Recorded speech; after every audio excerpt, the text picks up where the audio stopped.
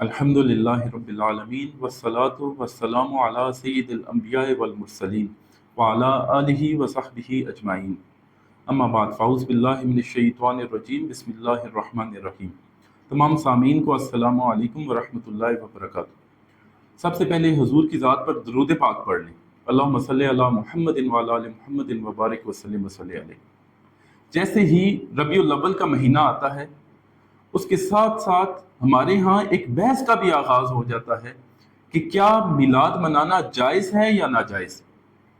اور اس حوالے سے ہمارے ہاں دو گروہ پائے جاتے ہیں، ایک جو اس کے جواز کے قائل ہیں اور دوسرے عدم جواز کے۔ اس سے پہلے کہ اس کے جواز اور عدم جواز کے بارے میں بات کی جائے، یہ بات سمجھنے کی ضرورت ہے کہ میلاد کا مطلب کیا ہے۔ ہمارے ہاں عرف میں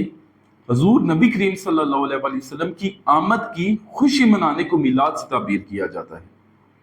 اب وہ لوگ جو اس کے عدم جواز کے قائل ہیں ان سے یہ پوچھنا چاہیے کہ کیا آپ کے پاس کوئی شرعی دلیل ہے جس سے ثابت ہوتا ہو کہ میلاد منانا ناجائز ہے، یا یوں کہیے کہ اللہ کے نبی رحمت للعالمین صلی اللہ علیہ وآلہ وسلم کو ہمارے بیچ مبعوث کیا گیا، کیا آپ کو اس کی خوشی ہے؟ تو میں یہ سمجھتا ہوں کہ کوئی بھی مسلمان ایسا نہیں ہے کہ جسے حضور کی آمد کی خوشی نہ ہو۔ اور اللہ رب العزت سورہ یونس آیت نمبر 58 میں فرماتا ہے، اعوذ باللہ من الشیطان الرجیم بسم اللہ الرحمن الرحیم قل بفضل اللہ ورحمتہ فبذلک فلیفرحوا صدق اللہ مولانا العظیم۔ اے نبی فرما دیجئے کہ لوگوں کو چاہیے کہ اللہ کے فضل اور اس کی رحمت کے سبب خوشی کیا کریں۔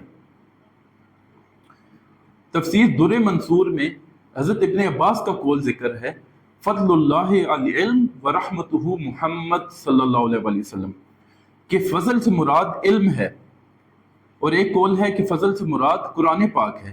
اور رحمت سے مراد حضور نبی کریم صلی اللہ علیہ وآلہ وسلم کی ذات پاک ہے۔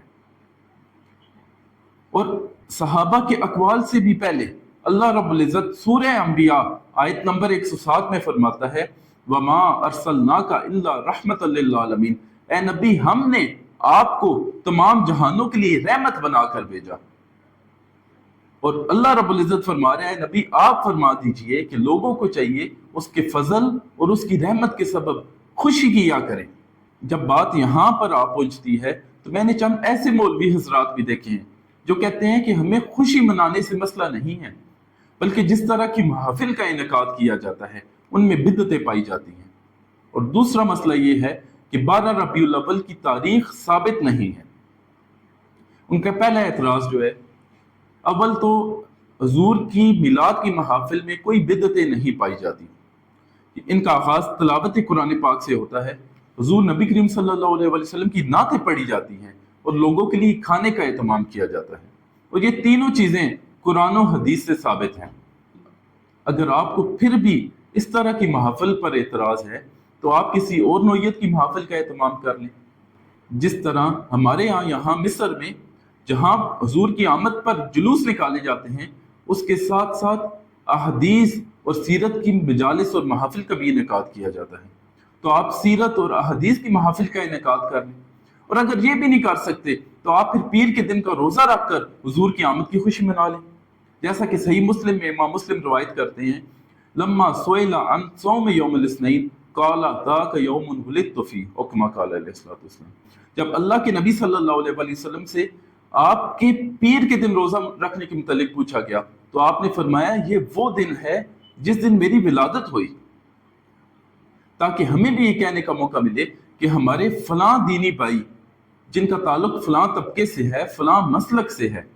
وہ پیر کے دن روزہ رکھ کر یا احادیث اور سیرت کی مجالس کا انعقاد کر کر حضور کی آمد کی خوشی مناتے ہیں۔ دوسرا سوال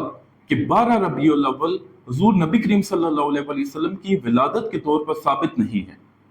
یہ بالکل غلط قول ہے۔ امام ذہبی نے اپنی تاریخ میں، اسی طرح امام طبری نے، امام بہقی نے، امام ابن اسیر نے اور دوسرے متعدد علماء نے یہ بات ذکر کی ہے کہ 12 ربیع الاول ہی اصح قول ہے، سب سے صحیح قول ہے حضور نبی کریم صلی اللہ علیہ وآلہ وسلم کی ولادت کے متعلق۔ لیکن اگر پھر بھی آپ کو اس پر اعتراض ہے تو دوسرے علماء نے جو چند اور اقوال ذکر کیے ہیں، جیسا کہ 2 ربیع الاول کا، 8 ربیع الاول کا، تو آپ اس طرح کریں، آپ ان میں سے کوئی دن لے لیں اور اس دن حضور کی آمد کی خوشی منا لیں۔ لیکن اس مسئلے سے راہ فرار کوئی نہیں ہے۔ اور میں نے تو چند ایسے لوگ بھی دیکھے ہیں کہ جب میلاد النبی کا مہینہ آتا ہے تو وہ شرک اور بدعت اور متعدد فتوے لگاتے نہیں تھکتے، لیکن یہ وہی لوگ ہیں کہ جو اپنے بچوں اور اہل خانہ کی سالگرہ اس طرح مناتے ہیں کہ جیسے کوئی مذہبی فریضہ انجام دے رہے ہیں۔ اور ہمیں یہ چاہیے کہ اگر ہم اور کچھ نہیں بھی کر سکتے تو اس ماہ مبارک میں کثرت کے ساتھ درود پاک پڑھیں، حضور کی سیرت کا مطالعہ کریں، تاکہ ہم حضور کی سیرت پر عمل کر اپنی زندگیوں کو بہتر بنا سکیں۔ وآخر دعوانا ان الحمد للہ رب العالمین۔